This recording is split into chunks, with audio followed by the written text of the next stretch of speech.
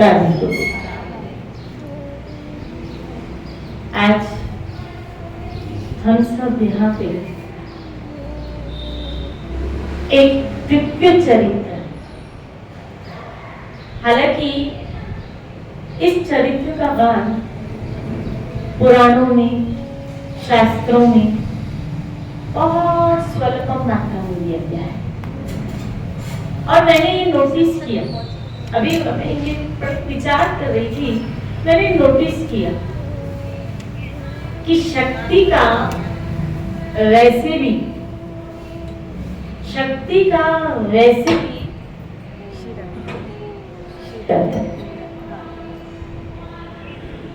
उल्लेख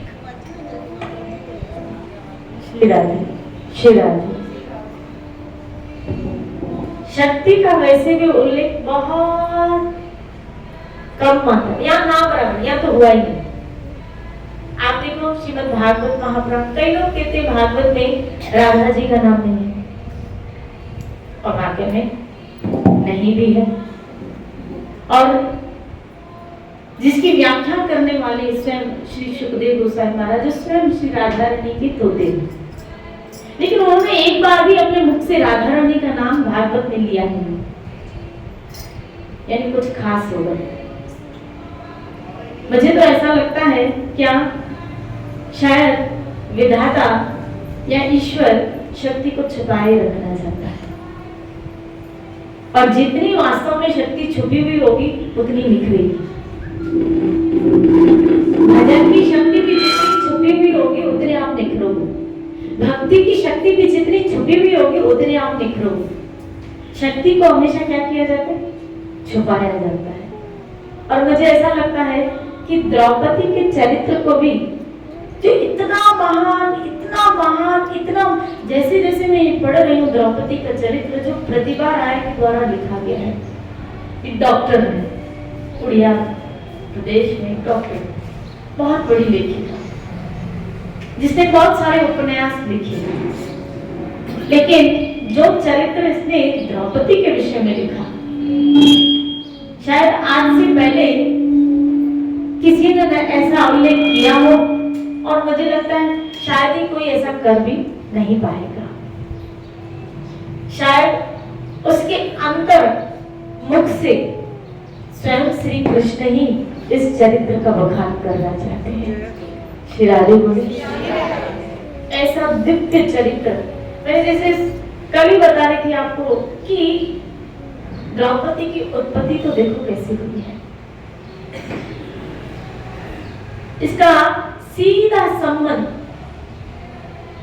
द्रुपद से, पंचाल देश से, पंचाल देश, इसको पांचाली भी कहा गया।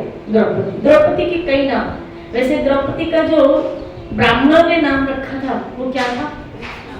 कृष्णा। क्या नाम था? कृष्णा।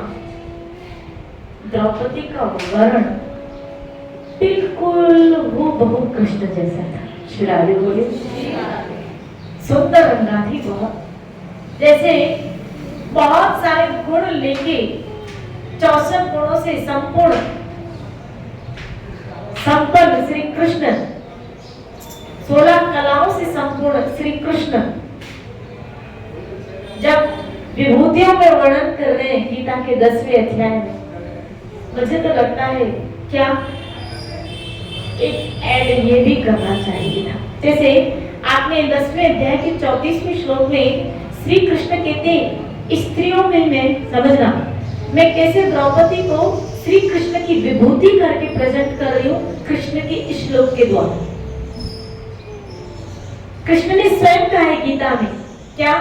स्त्रियों में मैं श्री, कीर्ति, वाक, स्मृति, मेधा और क्षमा, और ये सारे के सारे गुण मुझे द्रौपदी ने दिखे, सब, एक भी नहीं। हालांकि कृष्ण ने कहा 7 गुण ये कृष्ण ने उल्लेख किए। अगर कीर्ति देखो तो आप देखो जिस प्रकार द्रौपदी की कीर्ति हुई, क्षमा देखो तो अगर मैं द्रौपदी का आगे आपको चरित्र सुनाऊंगी ना, आप देखोगे इस स्त्री ने इस स्त्री ने किस किस को क्षमा किया है जो करने योग्य भी नहीं थी। जिस अश्वत्थामा ने उसके 5 पुत्रों को मार दिया सोते हुए, 5 पुत्रों को, एक भी नहीं बचा, लेकिन इस स्त्री ने उसको भी माफ कर दिया। श्री राधे बोले वाह वाह, मतलब वाणी, वाणी की मधुरता ये द्रौपदी ने देखी है। इतना मधुर बोलती है ये कि कृष्ण भी, यहाँ तक कि उसकी जो एक सारिका थी जिसका नाम था नीलमणि, क्या नाम था? और नीलमणि कैसे नाम पड़ा कि जब ब्राह्मणों ने नामकरण संस्कार किया इस सारिका का, तो बहुत सारे नाम इसको बताए गए द्रौपदी को, लेकिन इसको अच्छा लगा तो इसको इसका अर्थ नहीं पता, अर्थ नहीं पता, बस नाम अच्छा लगा। जो स्वाभाविक भक्त होता है ना, उसको कृष्ण ऐसे ही अच्छे लगते हैं, ऐसे ही। अब इसको ये नहीं पता था नीलमणि एक्चुअल किसका नाम है। नीलमणि किसका नाम? ठाकुर जी का, क्योंकि वो नील वर्ण है और मणि की तरह उनका तेज है, इसलिए भगवान का एक नाम क्या है? नीलमणि। श्री राधे बोले। और द्रौपदी को वो नाम भाग गया और अपनी सारिका का नाम उसने क्या रख दिया? नीलमणि। और उस नीलमणि को भी द्रौपदी ने, आपको आश्चर्य लगेगा कि उसने क्या सिखाया? कृष्ण कृष्ण बोलना। वो नीलमणि सारा दिन उसको क्या सुनाती थी? कृष्ण कृष्ण कृष्ण कृष्ण। द्रौपदी सारा दिन कृष्ण कृष्ण रटती और ये नीलमणि भी सीख गई, क्योंकि जैसा संग ये द्रौपदी का चरित्र आपको जरूर श्री कृष्ण के और निकट लेके आएगा। मैंने यहाँ हार्डली, आप विश्वास नहीं करोगे, लगभग 13-14 पेज पढ़े खाली अभी तक है। ये बुक मुझे बहुत पहले किसी ने दिया था, बहुत पहले 12 हो गए होंगे, और मैंने ऐसे रख दिया। उन्होंने कहा था कि इसको पढ़िएगा, आपको बहुत इंस्पिरेशन मिलेगी। लेकिन शायद उस वक्त बोलते हैं कि भाई लेख नहीं होता है क्या, मैंने उस बुक को ऐसे रख दिया कि मौका मिलेगा तो इसको मैं पढ़ूंगी। और आज आप लोगों की कृपा से मुझे इसको पढ़ने का मौका मिला, और मैं सोचती हूँ मैंने उस वक्त क्यों नहीं पढ़ा था। श्री राधे बोले कि मैं कृष्ण के और नजदीक चली जाती, कि इन 13-14 पेजों ने भी इतना इंस्पायर किया कि द्रौपदी का चरित्र इतना महान, ये स्त्री इतनी महान, इतनी ग्रेट, क्या तो इसके अंदर पवित्रता है। आप देखोगे इसका सेक्रीफाइस, आप देखोगे इसका समर्पण श्री कृष्ण की। द्रौपदी से बहुत सारी चीजें आपको सीखने को मिल रही है कि जो आश्रित भक्त होता है, देखो एक होता है समर्पण, समझना, एक होता है समर्पण और एक होता है विसर्जन। एक होता है समर्पण, सर्वोत भाव से हमने अपने आप को उसके समर्पण, लेकिन अभी भी मेरा अस्तित्व बना रहा, मेरा अस्तित्व बना रहा। समर्पण तो हुआ लेकिन मेरा अस्तित्व बना रहा। और एक होता है समर्पण में विसर्जन, यहाँ उसका अस्तित्व भी खत्म। विसर्जन जैसे गणपति की मूर्ति को आप क्या करते हैं, यानी उसका अस्तित्व खत्म। बस द्रौपदी के चरित्र से ये सीखने को मिलता है विसर्जन, कैसे कृष्ण में विसर्जित हो गई। इसने अपने जीवन में, मैंने इसका जितना पढ़ा है उसमें से बता रही हूँ, अपने पूरे जीवन में इसने कभी कोई अपनी इच्छा नहीं रखी है, कोई इच्छा नहीं। यानी इसके अंदर इच्छा स्फुरण हुई है और सामने से कर्तव्य आया है, सामने से धर्म आया है, सामने से किसी और की इच्छा आई है, तो इसने अपनी इच्छा को विलीन कर दिया और सामने वाले की इच्छा को पूरा किया, सामने वाले की इच्छा को पूरा किया। धन्य है। श्री राधे बोलिए। जहां ये खुद चाहती थी मैं कृष्ण को वरूं, लेकिन कृष्ण चाहते हैं ये अर्जुन को बोले, अपनी इच्छा को खत्म कर दिया कि मेरी इच्छा है मैं कृष्ण को वरूं, कृष्ण की इच्छा है मैं अर्जुन को वरूं, तो जो कृष्ण की इच्छा वो मेरी इच्छा, तो मेरी इच्छा विसर्जित किसमें? श्री कृष्ण में, यानी कृष्ण की इच्छा पूरी हो, मेरी इच्छा नहीं पूरी हो। ये है भक्ति। श्री राधे बोले। समर्पण में हो सकता है अपना अस्तित्व, ये बहुत गहरा चरित्र है। अगर इसको गहराई से समझोगे ना, मैं फिर कह रही हूँ, श्री कृष्ण की और निकट अपने आप को विसर्जन करने की इच्छा होगी कि मैं भी ऐसी बन जाऊं, हम भी ऐसे बन जाए। हाँ, क्या हम भी अपने आप को कृष्ण के पास अपने आप को मार दिए जाए कि हमारा अस्तित्व क्या हो जाए? खत्म हो जाए, विनाश हो जाए। और हम सब जितने यहाँ बैठे हैं, हमारी उत्पत्ति रजोगुण से, काम से है, लेकिन द्रौपदी की उत्पत्ति ऐसे नहीं है जिसकी उत्पत्ति, अब देखो भगवान श्री राम कहां से उत्पन्न हुए? यज्ञ से। यज्ञ से जो खीर निकला वो खीर कौशल्या ने पान किया है और उससे प्रभु श्री राम का प्रकटीकरण होता है। आए तो रामायण जैसा, इसका मतलब है भगवान श्री राम का प्रकटी किससे? यज्ञ भगवान से। ऐसे द्रौपदी का प्रकटी यज्ञ से हुआ है। श्री राधे बोलिए। किसी स्त्री पुरुष के समागम से नहीं हुआ है, किससे हुआ? यज्ञ से। यज्ञ मतलब उपासना, यज्ञ मतलब उपासना, यज्ञ मतलब आराधना, यज्ञ मतलब भगवान, यज्ञ मतलब प्रसाद, यज्ञ मतलब कृपा, यज्ञ मतलब स्वाहा। श्री राधे बोले। इसका मतलब है द्रौपदी एक उपासना है, द्रौपदी एक आराधना है। यज्ञ मतलब धर्म, द्रौपदी एक धर्म है। ये उपासना से उत्पन्न हुई है। किससे उत्पन्न हुई?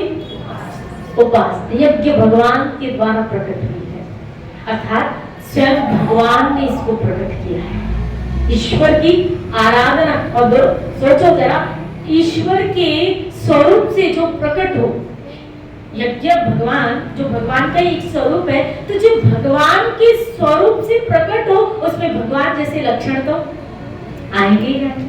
श्री राधे बोले। हमें रजोगुण का प्रभाव आ जाता है क्योंकि हमारी उत्पत्ति रजोगुण से, लेकिन द्रौपदी की उत्पत्ति रजोगुण से नहीं। श्री राधे बोले। जब पंचाल, नरेश, द्रुपद और द्रोणाचार्य की आपस में क्या थी? दोस्ती, मित्रता थी। बहुत गहरे मित्र थे बचपन में, गुरुकुल में भी साथ साथ पढ़े, बहुत गहरे मित्र थे। लेकिन विधि का विधान ऐसा, इंसान कभी रथ पे होता है तो कभी मंच पे होता है, कभी नीचे तो कभी ऊपर। तो आज द्रौपद राजा बन गया और द्रोणाचार्य की स्थिति ऐसी हो गई कि उसको खाने के वादे थे। इतनी गरीबी कि उसको अपने बेटे को दूध पिलाने के लिए भी नहीं था। अनायास उसको याद आया, क्या मेरा मित्र क्या बन गया? राजा, और मैं ब्राह्मण हूं। अगर मैं इससे याचना करूंगा, उसको मित्रता याद दिलाऊंगा, उसको मित्रता याद दिलाऊंगा, तो जरूर मेरी कुछ ना कुछ क्या करेगा? सहायता करेगा। और इस वक्त मुझे जरूरत भी। मैं कंपेयर कर रही हूँ यहाँ पे द्रुपद का द्रोणाचार्य के साथ जो मित्रता है और भगवान श्री कृष्ण की सुदामा के साथ। आप देखो ना, कृष्ण के साथ कुछ भी जुड़ता है कितना महान हो जाता है, कितना महान मित्रता करनी है तो भी बोलो श्री कृष्ण से करो, मेरे गोविंद से करो, बोलो ना राधे। यहाँ द्रोणाचार्य गए किसके पास? द्रुपद के पास याचना लेके, और दूर से कह रहे ओ मित्र, सखा मेरे, ओ मित्र। और जब द्रुपद ये आवाज सुनता है और उसकी हालत देखता है, पहले तो ये शब्द ही उसको अच्छा नहीं लगा कि वो ये कह रहा है मित्र, याचक बन के आया होता तो मैं दे देता, लेकिन ये मांग बन के क्या है, मित्र बन के। तो इसको सबक सिखाऊं, उसको बताऊं क्या मित्रता बराबर वालों से होती है। श्री राधे बोलिए, बोलो ना श्री राधे। मित्रता बराबर वालों से होती है। और अब इस वक्त इसकी और मेरी कोई बराबरी नहीं है, लेकिन कृष्ण ने ऐसा नहीं किया। आप देखो, जब सुदामा आया है, कृष्ण ने ये नहीं सोचा कि मेरी बराबरी का, उल्टा हुआ क्या, कृष्ण ने अपना सिंहासन छोड़ के, जूते कहाँ हैं उनके, उनका ये पीतांबर कहाँ जा रहा है, उनके बाल बिखरे और उनको होश नहीं है, और लहराते लहराते गिरते पड़ते बाहर सुदामा से मिलने आते कि मेरा मित्र आया है। इसको मित्र कहने में शर्म आ रही है द्रौपद को, लेकिन भगवान को मित्र कहने में गौरव हो रहा है, मेरा मित्र आया है। ये उसको द्रौपद अंदर आने नहीं दे रहा है, बाहर से उसको, और यहाँ कृष्ण बाहर चल के इनके पास आए। आप देखो तो खरी मेरे ठाकुर श्री राधे बोले, बाहर चल के सुदामा के पास आए। मित्रता रखनी है तो उससे रखो, ऐसे उससे रखो कि उसके बाद और किसी के साथ रखने की जरूरत ही ना पड़े। श्री राधे बोले। द्रौपद बाज ही कह रहा कि इसको कि कौन सी मित्रता, किसको कह रहे हो मित्र, तुम्हारी और मेरी क्या बराबरी, तुम अपने औकात को भूल गए। कहा तुम और कहा पांचाल नरेश में द्रौपद, पांचाल का महाराजा, और फिर मुझसे मित्रता। बहुत अपशब्द और तिरस्कार, बड़ा व्यवहार। और याद रखना, किसी के साथ व्यवहार में अगर तिरस्कार, अगर उसको अर्पण करते हैं, उसको हट दो। और ये ब्राह्मण ठहरे, श्री राधे बोले, ब्राह्मण ठहरे, और इनका जब अपमान हुआ तो प्रतिशोध की भावना इनके अंदर बनी रही। देखो बार-बार नहीं कहूंगा मैं किसी से भी, सर पे छुट्टी रखो। श्री राधे बोलो, बोलो ना श्री राधे। माफी रखा, समझदार के लिए इशारा काफी है। मैं गुजरात में हूँ, सब छोटे-छोटे हैं, मुझसे बुरा लगेगा किसी को क्या मतलब नहीं। श्री राधे बोलो, बोलो ना श्री राधे, बोलिए ना श्री राधे। आणि ये करे लाइव मध्ये तो तुम्हारी याद आ रही। श्री राधे बोलो, बोलो ना श्री राधे। तो द्रौपद ने उसका बहुत तिरस्कार किया, बहुत अपमान किया, और द्रोणाचार्य अपमानित होके निकल गए वहां से, कुछ लिए बिना। तुम ब्राह्मण बन के आते तो मैं ऐसे ही तुम्हें गौ में दान दे देता, लेकिन तुम मित्र बन के आए हो, और मित्र बराबर वालों से की जाती है। तुम्हारी और मेरी क्या मित्रता।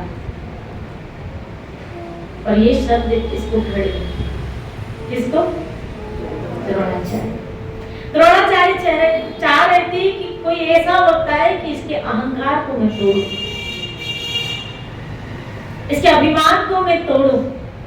एक वक्त आया, द्रोणाचार्य कुरुवंश के आचार्य बने। ये आचार्य बने, वो राजा बना। तो कुरुवंश के जब ये आचार्य बने तो सबको शस्त्र विद्या की क्या देते थे, शिक्षा, स्पेशल कुरुवंश के बच्चों को। और उनमें जो सबसे प्रवीण हुए वो अर्जुन हुए। आप ये सब जानते हैं, अर्जुन बहुत प्रवीण उनके शिष्य हुए।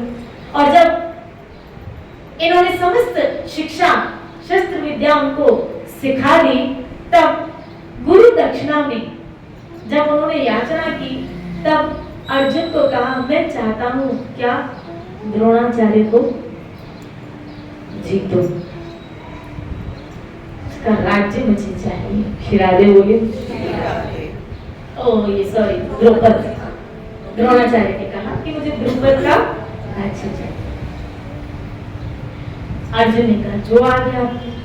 अर्जुन अकेला ही काफी था, और ये द्रौपद जानता था अर्जुन का मुकाबला हम में से कोई नहीं कर सकता। अर्जुन इतना प्रोमिनेंट था। अर्जुन पहुंचता है और समस्त सेना को अस्त व्यस्त करके सबको मार धाड़ के जब द्रुपद उनकी शरणागत होता है तब द्रुपद को पकड़ के वो किसके पास लेके आते? द्रोणाचार्य। और पूरा राज्य उनके हवाले कर देते द्रोणाचार्य के। महाराज ये लीजिए राजा सहित राज्य आपको। द्रोणाचार्य उसको देखते हैं कि अब तो तुम मेरे दास हो गए, चलो मैं तुम्हें इसमें से आधा राज्य तुम्हें देता, आधा राज्य मेरा और आधा राज्य तुम्हारा। श्री राधे बोलिए। अब मैं भी जितनी संपत्ति तुम्हारे पास है उतनी संपत्ति अब तो बराबरी में मित्रता हो सकती है। श्री राधे बोलिए। अब उस वक्त तो द्रुपद ने, क्योंकि अर्जुन सामने था और अर्जुन के महारथ वो जानता था, इसलिए उसने कुछ नहीं कहा, लेकिन उसके अंदर प्रतिशोध की भावना बनी रही कि इसका बदला मैं लूंगा, मुझे कोई ऐसा चाहिए जो द्रोणाचार्य का वध करे। श्री राधे बोलिए। अब उसने ब्राह्मणों से के द्वारा एक यज्ञ की स्थापना की और वो यज्ञ भगवत कृपा हेतु प्रवीण भी हुआ और उस यज्ञ में से अब यहाँ बता द्रुपद की भावना क्या थी? प्रतिशोध। बात है द्रौपदी कैसे प्रकट हुई है उसका उल्लेख करो। द्रुपद के अंदर किसकी भावना है और उसको जो यज्ञ कर रहा है वो किस लिए कर रहा है कि इसमें से वो बालक उत्पन्न हो जो द्रोणाचार्य का मेरे उद्देश्य को पूरा करे, मेरे उद्देश्य को पूरा करे। श्री राधे बोलिए। अब ये तो भगवान की प्रेरणा और भगवत कृपा है, ये भगवान की एक रची हुई कोई लीला थी कि भगवान इस कार्य के द्वारा एक बहुत बड़ी लीला का विस्तार कर रहे हैं। अब उस यज्ञ में से पहले कौन निकला? दृष्टद्युम्न। कौन निकला? दृष्टद्युम्न। और फिर कौन निकली? द्रौपदी। यानी दोनों साथ ही निकले एक तरह से। दृष्टद्युम्न यानी समकालीन बताए गए, सम जैसे साझा उम्र, दोनों एक साथ प्रकट हुई है। इधर द्रौपदी प्रकट हुई है जिसको यज्ञ सैनिक, यज्ञ में से प्रकट यज्ञ सैनिक करके बुलाया गया, और इधर एक पुरुष जो उत्पन्न हुआ है, वहां ब्राह्मण विद्वत सब खड़े थे और कहा अब इसका नामकरण संस्कार होना चाहिए। श्री राधे बोले। इसका नाम क्या रखें?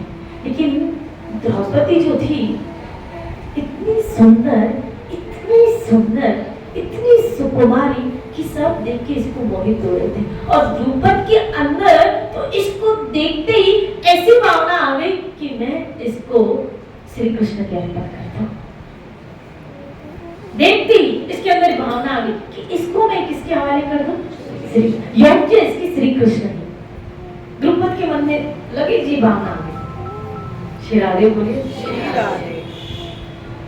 और जहां इसने ये विचार रखा तब ब्राह्मणों से कहा कि इसका नामकरण संस्कार कीजिए कि इन दोनों का नामकरण क्या रखें। तब जो पुरुष था उसका नाम तो रखा गया दृष्टद्युम्न, और जो स्त्री निकली थी यज्ञ सैनी, बोला इस यज्ञ सैनी का नाम कृष्णा रखिए। क्या रखे? और ये शब्द खाली द्रौपदी सुनती है, कृष्णा, मोहित हो जाती है। पहली बार जैसे कहते हैं ना, बच्चा जब पैदा होता है तो उसके कान में क्या सुनाया जाता है? बोलो, नाम सुनाया जाता है। तो ये जैसे ही पैदा हुए इसके कान में नाम दिया है कृष्णा। और देखो द्रुपद के मन की भावना क्या हुई कि इस यज्ञ सैनी को मैं किसके समर्पण करूं? श्री कृष्ण के। श्री राधे बोलिए। ऐसे ही जब आपके घर में बच्चा पैदा हो ना तो ये सोचे ये मैंने श्री कृष्ण को अर्पण किया, ये मैंने गोविंद को अर्पण। हम तो उल्टा क्या करते, ये बड़ा होके मेरी क्या करेगा? सेवा करेगा, भले फिर बड़ा होके आपको छोड़ के चला जाए। श्री राधे बोले ये बड़ा होके मेरी सेवा करेगा, मेरे ये करेगा, मेरा ये करेगा, मेरा ये करेगा, मेरा वो करेगा, मेरा ये करेगा, मेरा वो करेगा। हमारी प्लानिंग तो अपने लिए चलती है। जैसे बच्चा पैदा होता है हमारी प्लानिंग अपने लिए चलती है। लेकिन यहाँ द्रौपद ये मामले में हम देखें कि इसके मन में पहली भावना आई कि इसको मैं श्री कृष्ण के अर्पण कर दूं। अब जब ये शब्द सुनती है कृष्णा, कृष्णा, कितना सुंदर नाम, कितना मधुर नाम, कितना मधुर नाम है ये कृष्ण। यज्ञ सेनी उस नाम को सुनते ही मोहित हो जाती है। इसकी एक सहेली थी जिसका नाम था नितंबनी। लेकिन यहाँ ये सोच रही है मेरा जन्म किस लिए हुआ, क्या हेतु लेके मैं जन्मी हूं। यहाँ पिता कह रहे हैं क्या, पिता की आज्ञा का पालन करना ही, उनकी इच्छा पूरा करना ही तुम्हारा धर्म है। अब पिता ने किस इच्छा के लिए पैदा किया, प्रतिशोध की भावना, समझना क्या भावना लेके, प्रतिशोध की भावना लेके। तो यहाँ द्रौपदी सोच रही है मैं धर्म के लिए पैदा हुई हूँ, प्रतिशोध के लिए पैदा हुई हूँ, मैं किस लिए पैदा हुई, मेरा जन्म। बहुत सुंदर यहाँ लेखिका ने वर्णन किया है इसका, मैं वो पढ़ के आपको सुनाती हूँ। जो मुझे पैराग्राफ बहुत अच्छे लगे मैंने उसको टिक कर दिया कि मैं आपको वो सुनाऊं। शिरादे जो मुझे चीज अच्छी लगती है मैं वो संदर्भ के साथ क्या कर देती हूँ, शिरादे। ईश्वर ने मुझे अपूर्व लावण्य देह दी, प्रीतिपूर्ण हृदय प्रदान किया। इन सुंदर नैनों को खोल जब मैं इस मोहक सृष्टि को देख रही थी, मैंने पहली बार जब आंख खोली और मैंने यहाँ इस सृष्टि को देखा, इस लोगों को देखा, मुझे यज्ञ करने वाले ऋषि मुनियों की वाणी सुनाई पड़ी कि मेरा जन्म पिता की औरत से नहीं हुआ है, प्रतिज्ञा पूरी करने के लिए हुआ है। देखो पहली इसकी इच्छा खत्म है कि तुम्हारा जन्म तो इसकी प्रतिज्ञा, बोलो, और इसकी प्रतिज्ञा क्या थी, द्रोणाचार्य का यही प्रतिशोध। श्री राधे बोलिए, मेरा जन्म प्रतिज्ञा पूरी करने के लिए रचे यज्ञ की वेदी से, जन्म से पहले ही पिता के अपमान का प्रतिशोध लेने को बाध्य इस पृथ्वी पर धर्म रक्षा और दुष्ट नाश का मैं अस्त्र होने जा रही हूँ। हाय, मुझे तो हथियार बनाया जा रहा है। क्या तो सुंदर विवेचना इस लेखिका ने की है, क्या तो द्रौपदी के मनों के भावों को उसने किस तरह विचार किया और कैसे प्रेजेंट किया कि हाय मेरा जन्म तो खाली किस लिए हुआ, प्रतिशोध पूरा करने के लिए। मैं तो खाली एक हथियार हूँ, खाली मोहरा हूँ, मुझे प्रकट किया गया है मोहरे के रूप में। इसका मतलब है मेरी कोई इच्छा यहाँ चलने वाली नहीं है, बस स्त्री के साथ ऐसा ही। इसलिए पृथ्वी पर आई हूँ। क्या युग में धर्म रक्षा और दुष्टों का संहार करने के लिए नारी को ही माध्यम होना पड़ता है? क्या नारी ही इसका कारण है? श्री राधे बोलिए कि हर युग में नारी आए और नारी को माध्यम बनाया जाए ये सब पूरा करने के लिए, दुष्टों का संहार करने के लिए। क्या खाली नारी को ही माध्यम बनाया जाए? नारी ही क्या सृष्टि और विनाश का कारण है क्या? कभी लंका विनाश और राम राज्य की प्रतिष्ठा के लिए सती सीता को माध्यम बनना पड़ा। इसके लिए अपने जीवन का सारा सुख छोड़कर वह वनवास में गई। श्री राधे बोलिए। फिर रावण की लालसा ने उन्हें अशोक वन में बंद कर दिया। लांछनें सहनी पड़ी, उनको दुख दिया गया, अंत में पृथ्वी में समा गए। अपना धर्म बचाने के लिए, अपनी रक्षा करने के लिए क्या कहां समाना पड़ा आखिर? क्या हर बार नारी को ही परीक्षा देंगी? क्या हर बार नारी कसौटी पे उतरे? क्या हर बार नारी को ही शांत करना पड़े?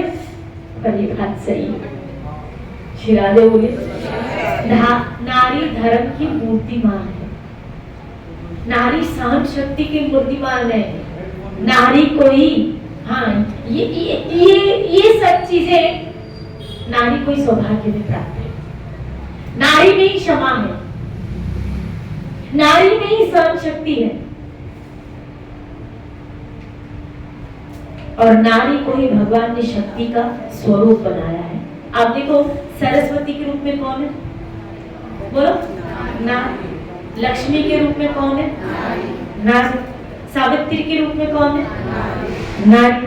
गंगा के रूप में कौन है? नारी। जमुना के रूप में कौन है? नारी। यहाँ तक कि आप नौधा भक्ति लो, श्री राधे अर्चना वंदना, ये सब कौन है? श्री तो है, नारी तो है। श्री राधे बोलिए।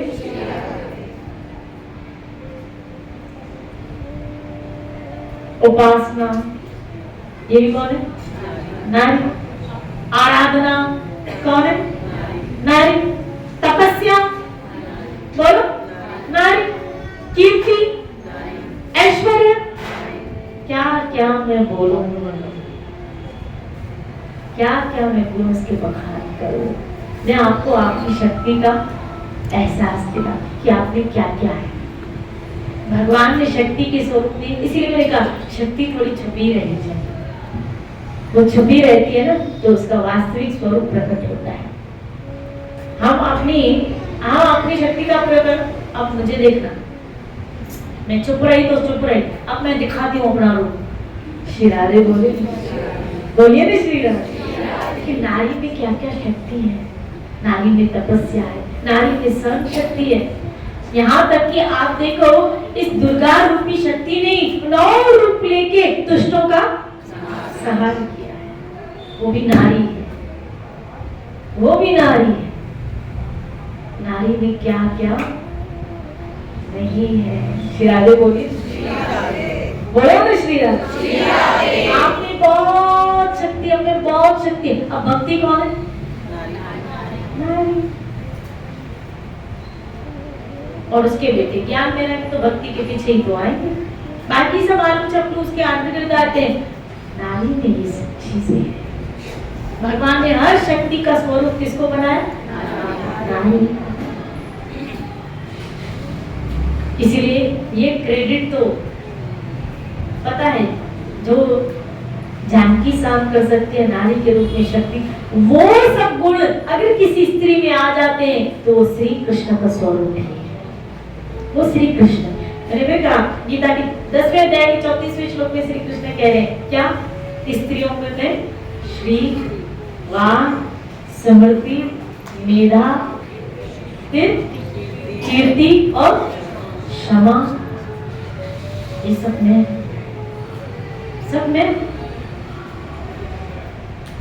अगर किसी स्त्री की कीर्ति बढ़ रही है, मैंने कहा द्रौपदी का चरित्र आप देखो, कीर्तिमान हो रहा है।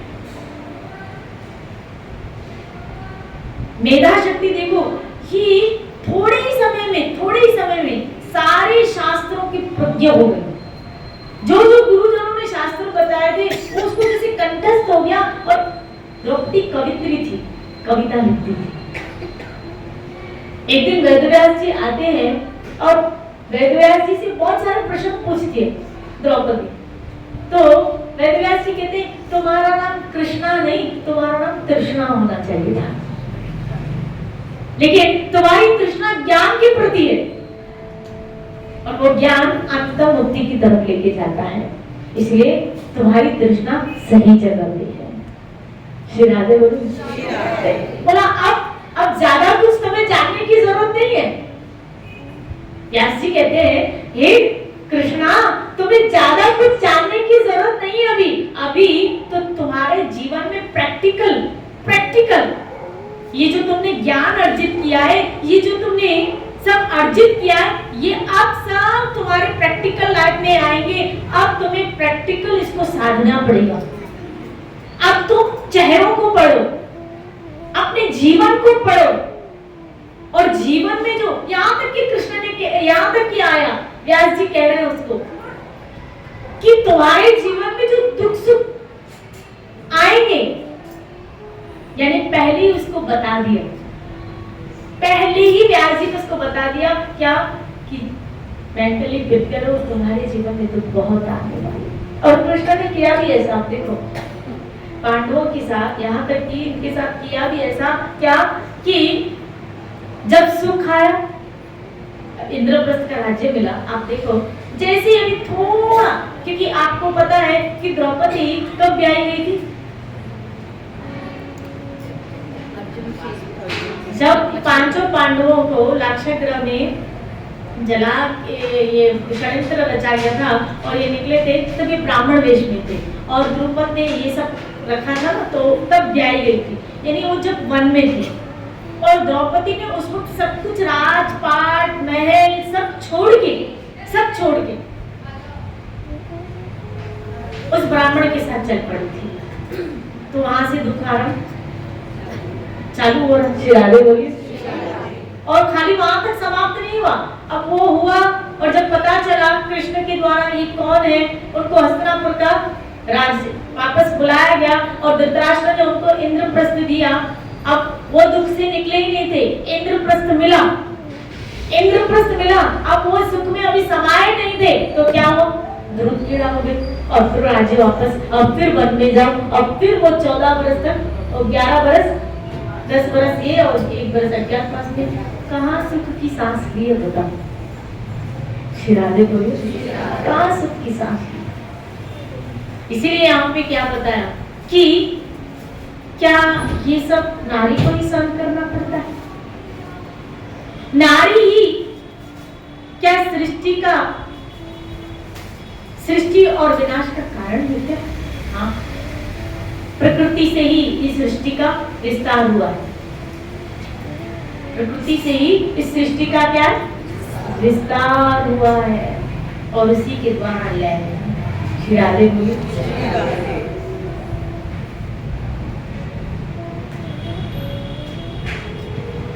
अब सीता के लिए कहा,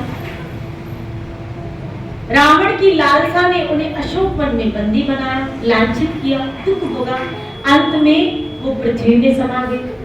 प्रभु राम के जन्म का उद्देश्य पूरा हुआ, पर आखिर सीता को मिला क्या?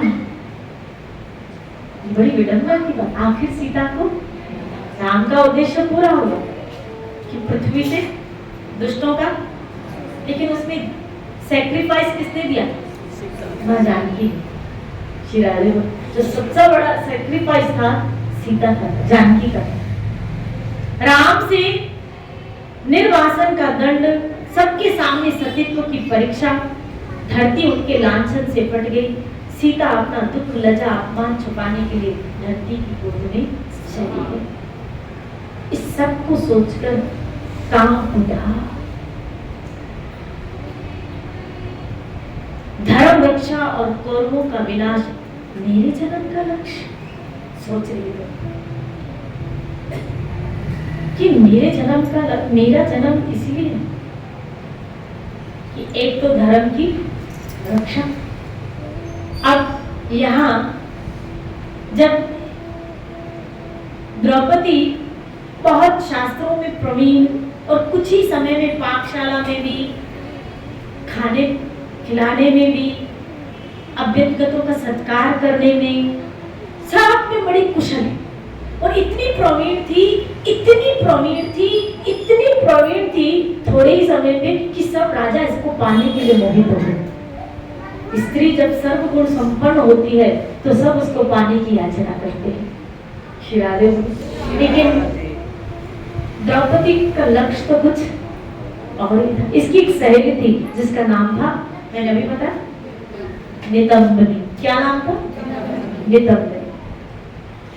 और इधर द्रौपदी ने जो पहला शब्द सुना था क्या अपने पिता के मुख से, क्या कि मैं इसको कृष्ण के, तो ये बात कृष्ण सुन के कि ये कौन है,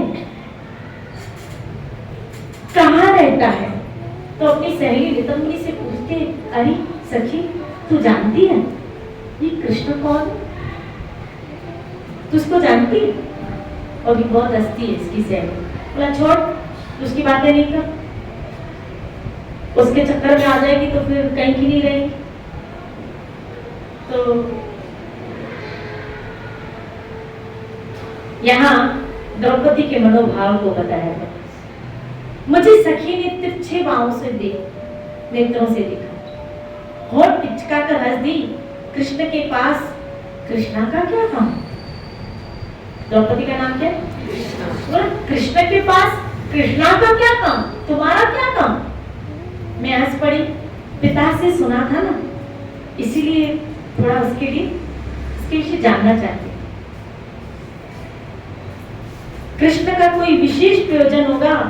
अभी भी निदम्नी दबे हुए मुस्कुरा रही है, सोच रही है आज ही मुझसे ये सवाल क्यों पूछ रही है।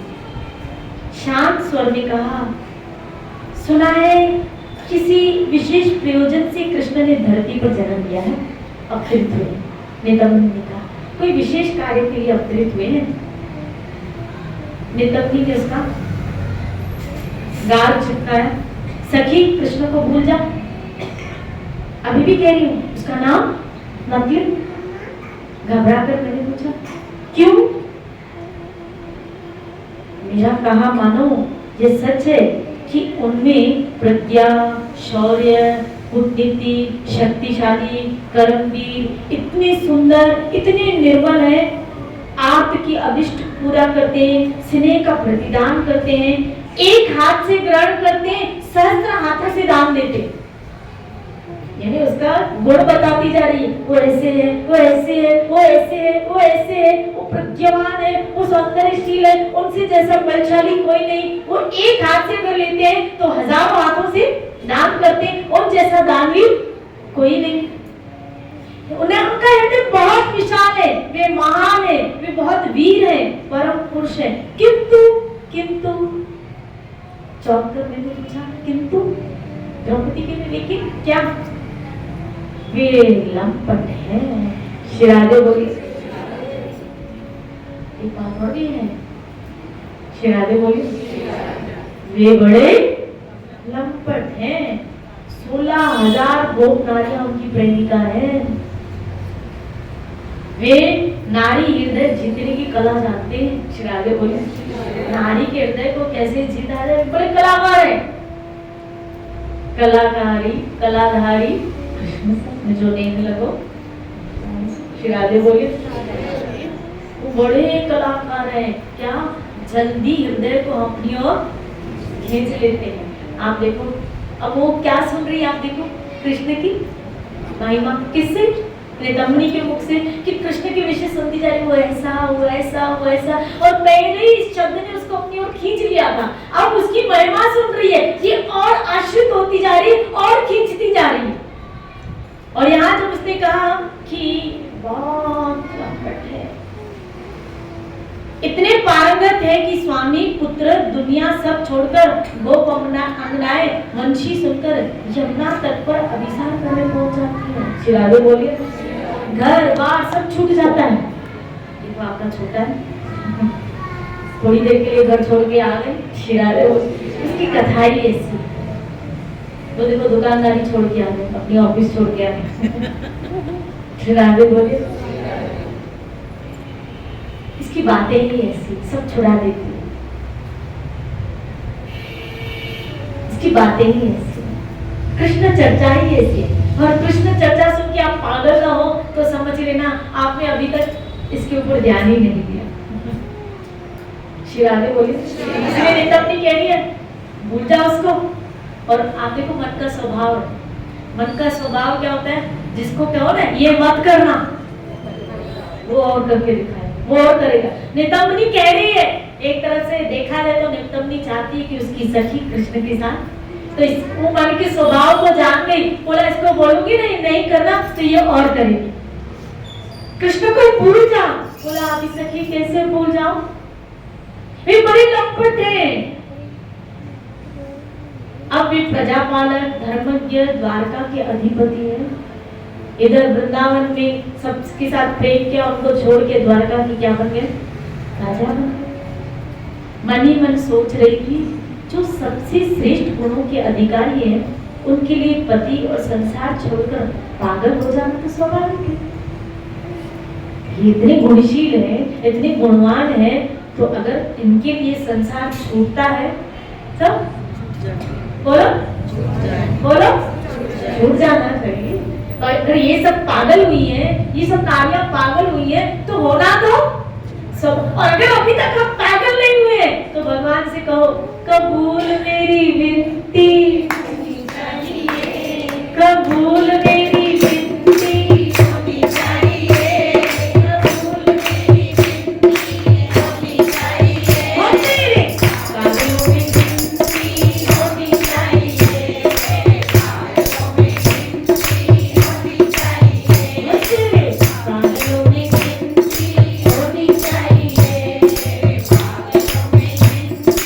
होनी चाहिए। ये कबूल होनी चाहिए।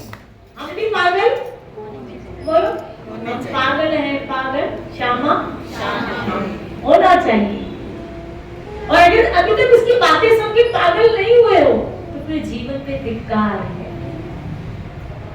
जीवन पे धिक्कार है कि उसकी बातें सुन के हम पागल ना हो। कोई किसके पीछे, अरे कई लोग तो माइकल जैक्सन के पीछे पागल, कई लोग एक्टर एक्ट्रेस के पीछे पागल होते हैं, नहीं होते?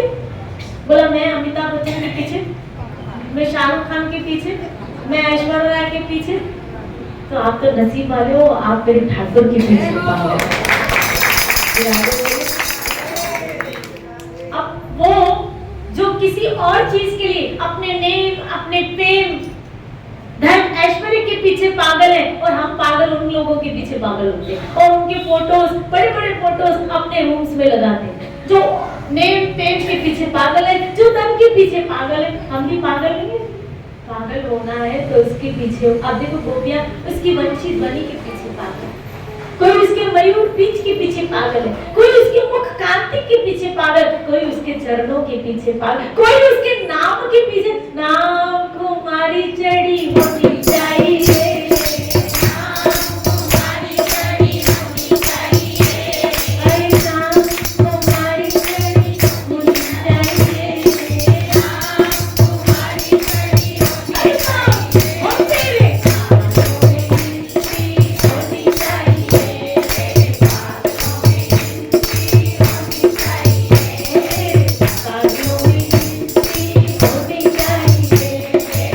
पागलों में विनती होनी चाहिए, कबूल मेरी विनती होनी चाहिए, कबूल मेरी विनती होनी चाहिए, और तेरे पागलों में विनती होनी चाहिए, पागलों में विनती होनी चाहिए, हाँ तेरे पागलों में विनती होनी चाहिए, हे प्रभु ऐसे कई लोग हमने देखे, क्या आपका नाम, आपकी महिमा, आपके चरित्र सुन के पागल हुए। जब मधु पंडित को देखते हैं, क्या मधु पंडित को देखते हैं, जब अपने गुरु के मुख से कृष्ण नाम की महिमा को सुनते हैं, हाँ कृष्णा, हाँ कृष्णा, हाँ कृष्ण, कहाँ मिलोगे? पागलों की तरह वृंदावन की गली कूंजों में डूब रहे, हाँ कृष्ण आप कहाँ मिलोगे? और गोपीनाथ के रूप में हो गए हैं। तो प्रभु ऐसा पागल बोलो हमें भी बना दो, हमें भी बना दो कि हम आपके नाम में, आपके रूप में, आपकी कथा के पीछे क्या हो जाए? पागल हो जाए। और आप तो सब उसकी कथा के पीछे क्या हो गए? देखो कहाँ कहाँ से पागल आ गए। शिरालो बोलिए, कोई छोटे पागल, कोई बड़े पागल। शिरालो बोलिए, देखो ये और से बाबा आए, तो सब हम पागल ही तो बैठे। पागल ऐसे ही होते हैं, नहीं ऐसे ही होते हैं पागल। और आप अच्छे वाले पागल हो। पागल तो पागल है, अच्छे हो ना बुरे हो। शिरालो बोलिए, कृष्ण प्रेम के पीछे पागल, प्रभु प्रेम के पीछे। मैं फिर कह रही हूँ, कोई धन के पीछे पागल है, कोई औलाद के पीछे पागल है, कोई अपने घर, कोई दुकान के पीछे पागल है, कई लोग अपने कपड़ों के पीछे पागल है, कई कुत्तों के पीछे पागल है। क्या बताऊं आपको? शिराले बोलिए, मेरा पप्पी, मेरा टमी, कोई कुत्तों के पीछे पागल है। हाँ आजकल तो ज्यादा ही हो गए। शिराधे बोलिए, शिराधे बोलिए। क्यों ना हम कन्हैया के पीछे पागल हो जाए, क्यों ना हम अपने ठाकुर की कथा के पीछे पागल हो जाए। शिराधे बोलिए। इसलिए प्रभु मेरी गिनती अपने पागलों में कर लेना, मुझे इस लिस्ट में रख देना, अपने पागलों की लिस्ट में मुझे भी, भले लास्ट नंबर हो लेकिन तेरे पागलों की लिस्ट में मेरा नाम भी हो जाए प्रभु। शिराधे बोलिए। तो यहाँ नितंबिन ने कहा उसको भूल जा। ये कह रही है कि उसके लिए पति और संसार छोड़कर पागल होना तो स्वाभाविक है। 16,000 क्या 100,000 नारियां भी उसके ऊपर भारी, पागल हो तो उसका क्या दोष है। 16,000 क्या 100 हजारों नारियां उसके ऊपर पागल हो तो क्या दोष। मन करता था एक बार उसको देख लेती, एक बार कैसा रूप। नितंबिनी से पूछा तो परिहास करेगी, बड़ा चढ़ाकर दूसरी सखियों से कहेगी, चिढ़ा चिढ़ा कर मेरे प्राण ले लेगी। फिर गुमाकर पूछा कृष्ण की वंशावली जानती हो? उसका वंशावली मुझे बताओ। नितंबिनी की हंसी हावे वंश मतलब माँ बाप, कन्या तो रूप देखती है। सुनना ये जवाब क्या उसको मजेदार जवाब दे रही है। शिराधे बोले। कन्या तो रूप देखती है, कृष्ण के रूप के बारे में सुनोगी तो होश आवाज खो बैठोगी, कहोगी कि कृष्ण बिना ये जीवन वृथा है, अभी कृष्ण को लाकर दो वरना मैं प्राण छोड़ दूंगी। फिर बता मैं क्या करूंगी। माँ बाप तो बड़े लोग देखते, तुम क्या देखो, वंशावली तो वो लोग देखते। शिराधे बोले। तू वंशावली मुझसे पूछ रही है, ये तो किसका काम है? माँ बाप का काम। अब जैसे जैसे वो बताती जा रही कृष्ण की महिमा की, कृष्ण इतने सुंदर है, इतने सुंदर है, उसकी विषय सुनोगी, उसका रूप देखोगी तो इसके ख्यालों में वो रूप आता जा रहा है। शिराधे बोले। नाम जगावे। शिराधे बोले। याद रखना तो भागवत में आया है कि कृष्ण कानों के छिद्र के द्वारा अंदर जाते हैं। कृष्ण कथा के द्वारा कृष्ण कानों के द्वारा हमारे अंदर जाते हैं और हमारे अंदर जाके सफाई करके हमारे सोए हुए प्रेम को जगाते हैं। ऐसे द्रौपदी के कानों के द्वारा नितंबिनी के मुख से निकलते हुए उसके हृदय कमल में प्रवेश कर गए और जैसे हृदय कमल में ठाकुर जी की छवि प्रकट होने लगी, अब इसके विचार, इसके अंदर कवित्री प्रकट हो गई। अब वो कविता लिखने लगी, पूरी रात कविता लिखती थी, लेकिन किसी को बताती छुपाती थी, यहाँ तक कि अपनी सखी को भी नहीं बताती थी और उसके विषय कविताएं लिखती थी। ये कृष्ण की सुंदरता के, कृष्ण की चापलता के कविताएं, पद लिखना उसके स्वभाव में आ गया। हाँ, जब प्यार हो जाता है ना तो अपने आप कविता अंदर बोलो आती जाती है। शिराधे बोलिए। अब उसके आंखों के सामने वो छवि आने लगी, कृष्ण उसके पलकों में, छवि में, उसके ख्यालों में आने लगे। दिन रात कृष्ण का चिंतन करती रहती।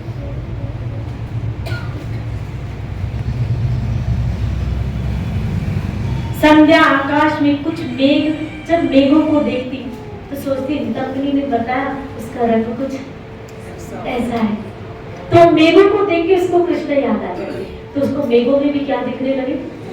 कभी मयूरों को देखती तो उसके मोर पिच याद आ जाते, क्या कि ये ऐसा ही है, ऐसे मोर पंख को धारण करता है। तो मयूरों को देख के उसको कृष्ण की स्मृति हो जाती और मयूरों को बताती कि हटो, मुझे कृष्ण की याद मत दिलाओ, नहीं तो मैं पागल ना हो जाऊं।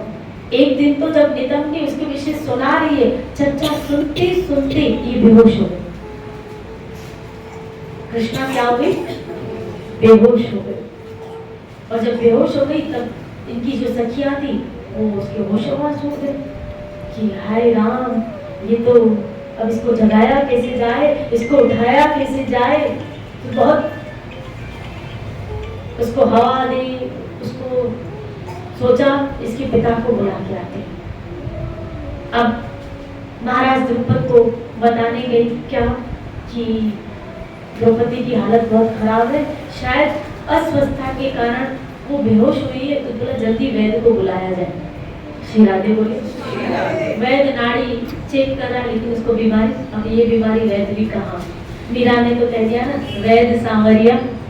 श्री राधे बोले वैद्य सांवरिया, और सांवरिया कहाँ बैठा है, अंदर की लाखों में किसी को चुनते हैं, अंदर की आवाज को सुनते हैं, लाखों में किसी को चुनते हैं, अंदर की आवाज को सुनते हैं, वो सब जान ले पहचान ले, सब जान ले पहचान ले, एक बार वो अपना मान ले, एक बार वो अपना मान ले, एक बार वो अपना मान ले, एक बार वो अपना मान ले, फिर आकर गले लगाएंगे, राधे राधे बोल श्याम आएंगे, राधे श्याम आएंगे, राधे राधे बोल श्याम आएंगे,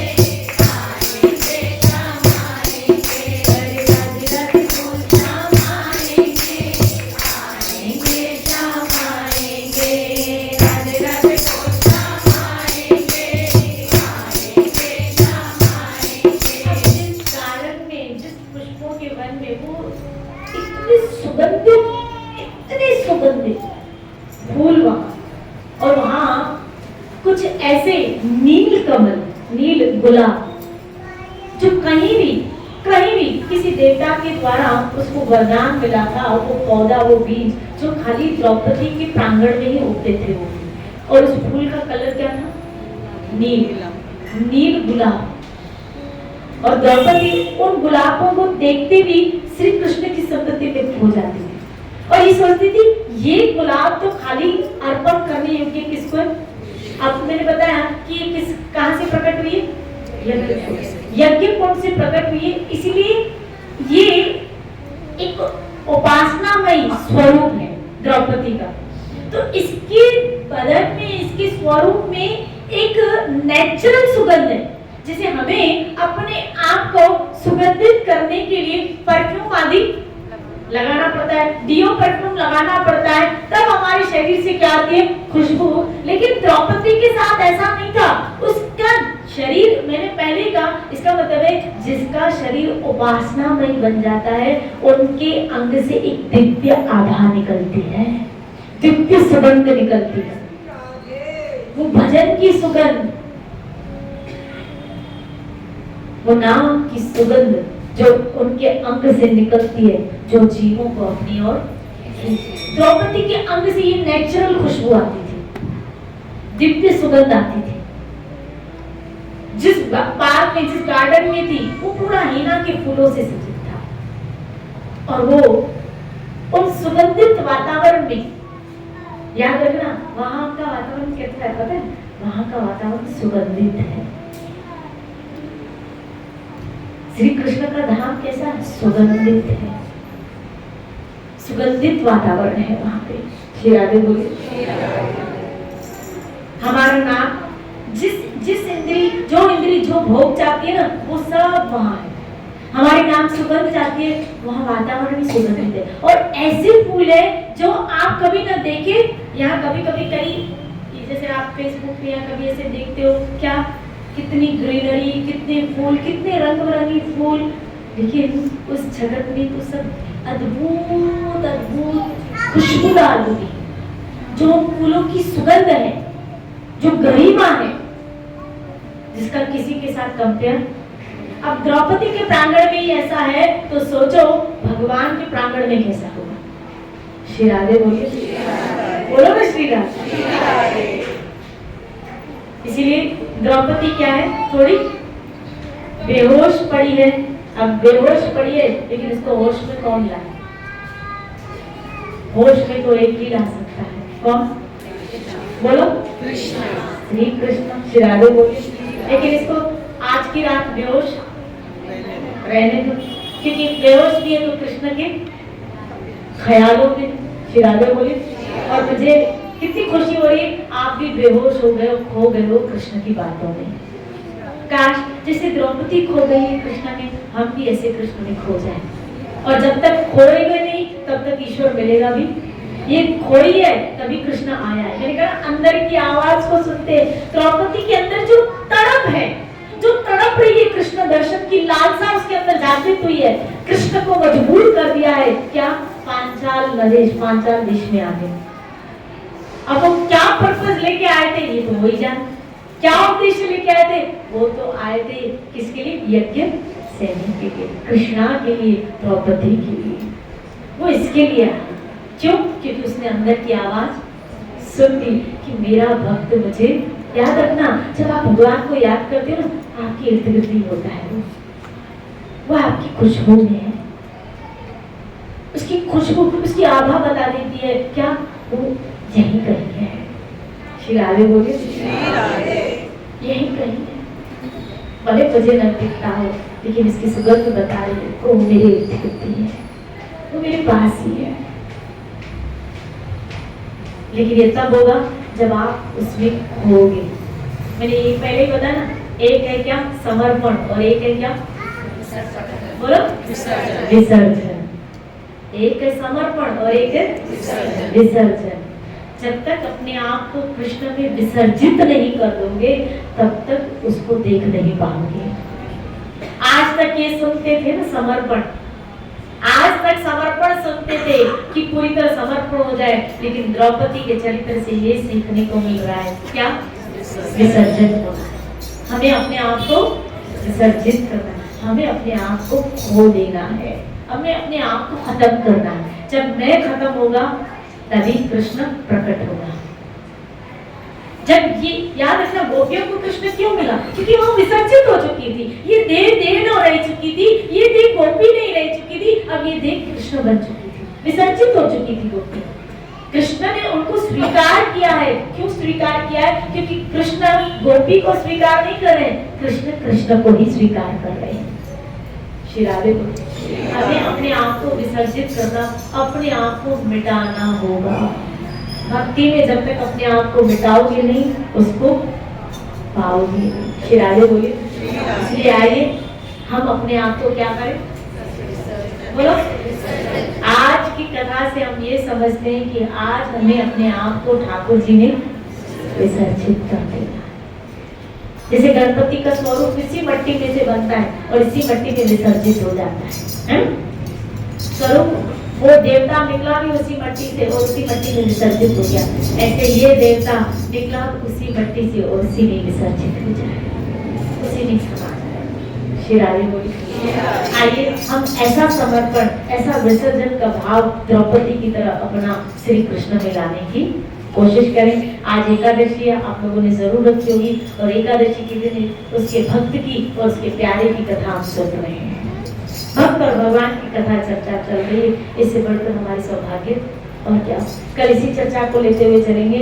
उम्मीद करती हूँ कल थोड़ा जल्दी आओगे तो जल्दी, थोड़ा जल्दी आओगे तो थोड़ा और बहुत सुनोगे, नहीं तो मुझे कथा को एक्सटेंड करना लगे। तो आज लग रहा था बहुत सारा पूरा हो जाएगा, लेकिन आज पहला दिन है और 4 दिन की कथा है।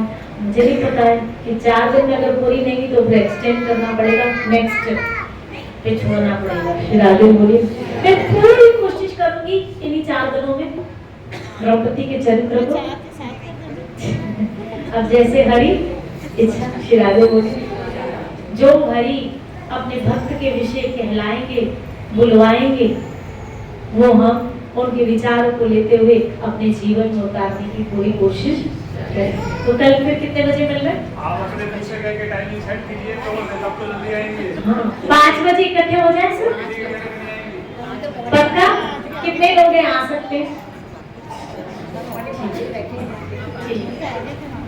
चलो, वह धन्यवाद आप सबों का। मैं भी कल 5 बजे आ जाऊंगी ताकि हम समय से करना पूरी करें। श्री राधे। राधे राधे बोल श्याम आई।